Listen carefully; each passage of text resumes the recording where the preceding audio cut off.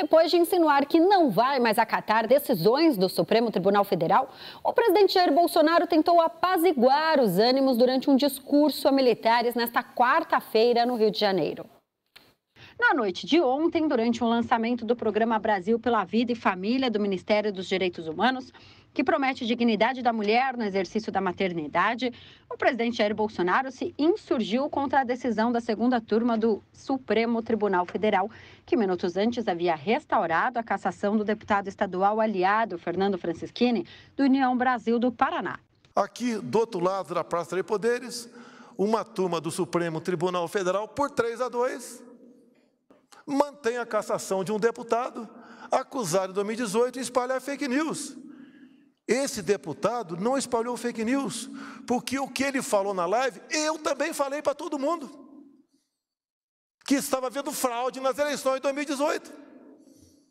Ia se apertar o número, quando se apertava o número 1, já aparecia o 13 na tela e concluía a votação. Ele usou o púlpito exclusivamente para criticar a decisão e atacar os ministros Edson Fachin, presidente do TSE, a quem chamou de marxista-leninista, o Alexandre de Moraes e Luiz Roberto Barroso, além do Supremo Tribunal Federal como instituição.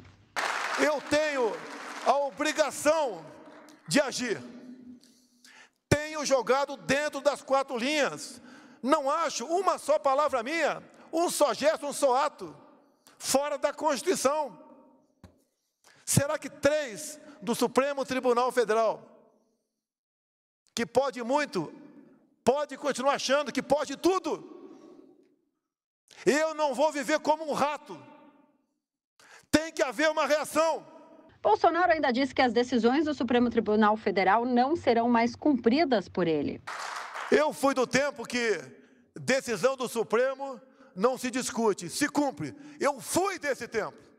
Não sou mais. Já hoje pela manhã, Bolsonaro afirmou que o Brasil vive momentos difíceis, mas que a população não deve se lamuriar por isso.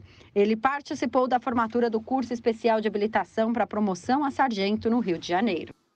Vivemos momentos difíceis, mas não podemos e não devemos nos lamuriar por isso. Muito pelo contrário, devemos dar graças a Deus, porque por nós, hoje aqui presentes, todos nós, o futuro da nossa pátria.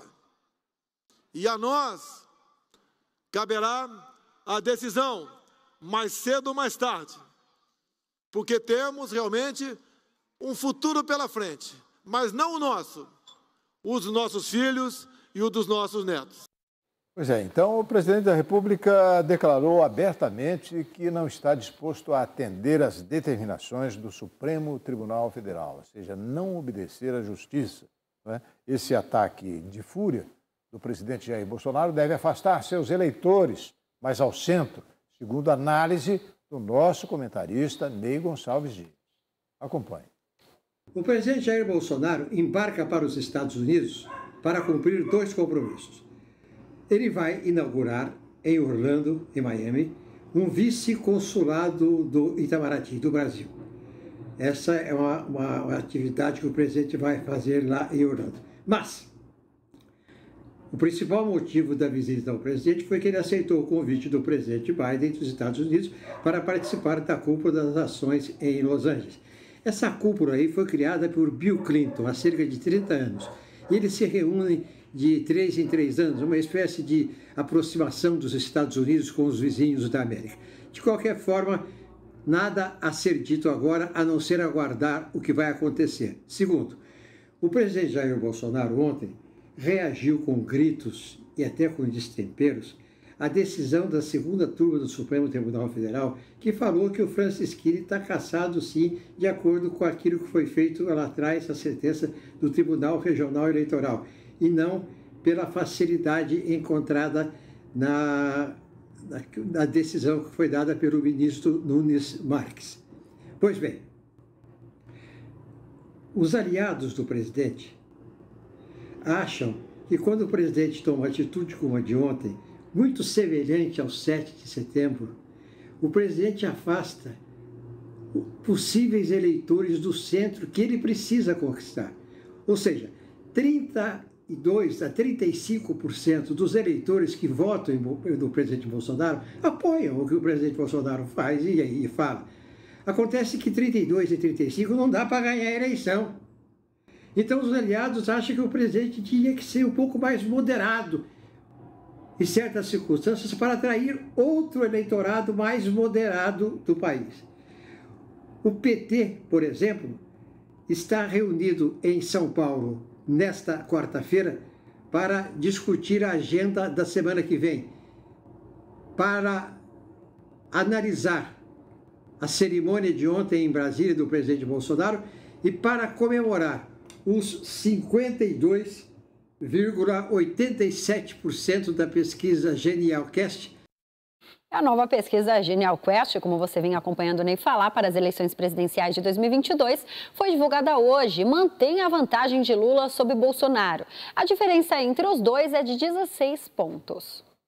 O cenário da pesquisa apresenta o ex-presidente Luiz Inácio Lula da Silva, do PT, com 46% das intenções de voto no primeiro turno, seguido pelo presidente Jair Bolsonaro, do PL, com 30%. Depois aparecem Ciro Gomes, do PDT, com 7%, e André Janones, do Avante, com 2%. Simone Tebet, do MDB, e Pablo Marçal, do PROS, com 1% cada.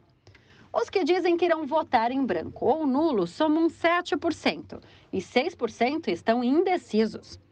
A margem de erro é de 2 pontos percentuais para mais ou para menos. Para a pesquisa, a GenialQuest entrevistou 2.000 pessoas pessoalmente entre os dias 2 e 5 de junho. Nos 3 cenários de primeiro turno testados, Lula venceria no primeiro turno. E nos 3 cenários de um eventual segundo turno, o ex-presidente Lula aparece com 54% contra o atual mandatário, que soma 32%. Na disputa com Ciro, Lula chega aos 52% e Ciro 25%. Em uma última possibilidade, Lula fica com 56% contra 20% de Simone Tebet. O Superior Tribunal de Justiça suspendeu a condenação do senador Isalci Lucas, do Distrito Federal, por peculato.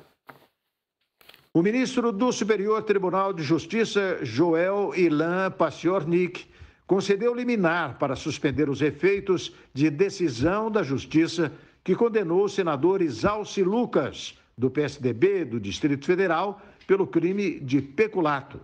Isalci é acusado de desviar computadores e equipamentos de informática do governo do Distrito Federal quando ocupava o cargo de secretário de Ciência e Tecnologia para utilizá-los em sua campanha eleitoral de 2010.